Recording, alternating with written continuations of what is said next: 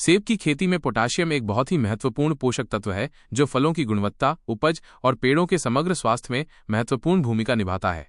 हालांकि potassium oxide और potassium gluconate का उपयोग थोड़ा अलग होता है।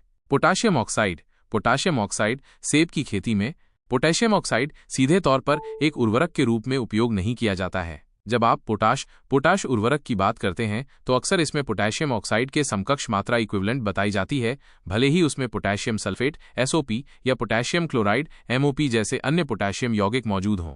उर्वरक में पोटाशियम का स्रोत सेब के पेड़ों को पोटाशियम की आपूर्ति करने के लिए विभिन्न पोटाश उर्वरकों का उपयोग किया जाता है, जैसे muriate of potash MOP - potassium chloride KCl। ये सबसे आम और सस्ता पोटाश उर्वरक है। इसमें पोटाशियम ऑक्साइड की उच्च मात्रा आमतौर पर 60% होती है।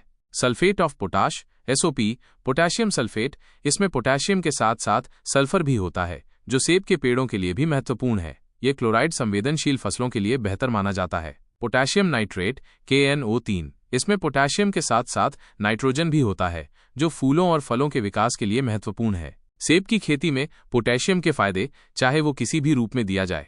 सेब के पेड़ों के लिए पोटेशियम के कई फायदे हैं जो फसल की गुणवत्ता और मात्रा दोनों को बढ़ाते हैं।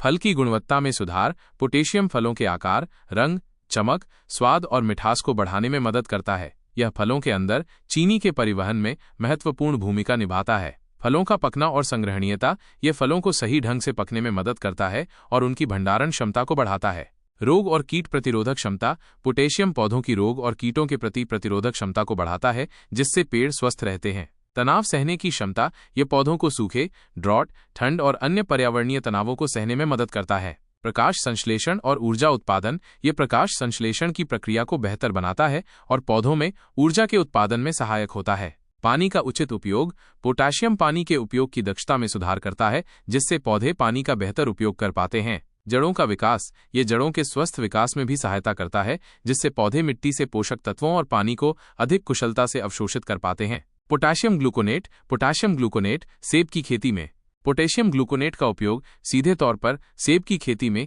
एक मुख्य उर्वरक के रूप में बहुत कम होता है। इसके कुछ कारण हैं। लागत। पोटाशियम ग्लूकोनेट अन्य सामान्य पोटाश उर्वरकों जैसे MOP या SOP की तुलना में महंगा होता है। पोटाशियम की सांद्रता। इसमें पोटाशियम की सांद्रता उतनी अधिक नहीं होती जितनी कि MOP या SOP में होती है। मानव पूरक। पोटाशियम ग्लूकोनेट मुख्य रूप से मनुष्यों में पोटाशियम की कमी को पूरा करने के लिए एक आहार पूरक के रूप में जाना जाता है, क्योंकि यह शरीर द्वारा आसानी से अवशोषित हो जाता है और पेट पर हल्का होता है। हालांकि कुछ विशेष परिस्थितियों में या जैविक खेती में इसका सीमित उपयोग हो सकता है। पोषक तत्वों का बेहतर अवशोषण।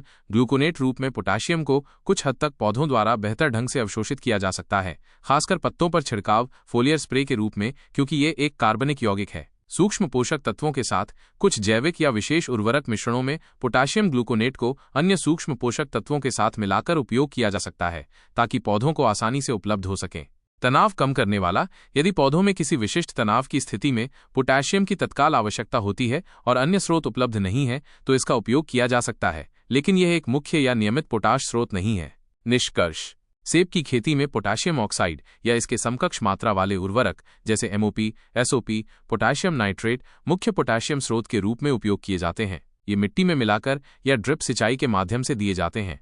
पोटेशियम ग्लूकोनेट का सेब की खेती में सीधा और व्यापक उपयोग बहुत कम है। यदि इसका उपयोग किया जाता है तो ये शायद बहुत विशिष्ट परिस्थितियों में, जैसे कि जैविक खेती में कुछ विशेष योगों में या पत्तों पर छिड़काव के रूप में सूक्ष्म पोषक तत्व मिश्रण के हिस्से के रूप में हो सकता है, जहां उच्च जैव उपलब्धता की आवश्यकता होती है। यह महंगे होते हैं और इनका उपयोग मानव स्वास्थ्य पूरक के रूप में अधिक प्रचलित है।